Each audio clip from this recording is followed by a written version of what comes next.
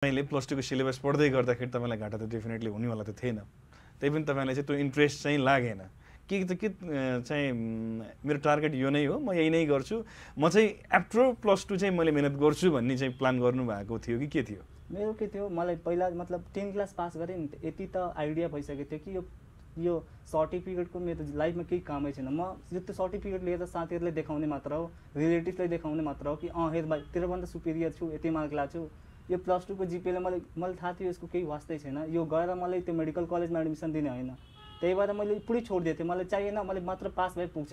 मैले त्यो क्राइटेरिया पनि हेरेको थिएँ, मतलब 2.4 मतलब पास भए पुग्छ त्यसमा। त्यही भएर मैले मात्र पास हुनेमा ध्यान राखेँ, बाँकी सब फोकस इन्ट्रान्समै राखेको थिएँ। अनि ठिक छ, तपाईँले चाहिँ एउटा स्टुडेन्ट जुन चाहिँ जसले चाहिँ एउटा मेडिकलको लागि डेडिकेटेड हुन्छ होइन, डेडिकेटेड छ होइन, सिए एस्पिरेन्ट्स नै हुन् होइन, अब उनीहरूले चाहिँ खास तपाईँबाट इन्सपायर्ड चाहिँ कुन कुराबाट चाहिँ हुने?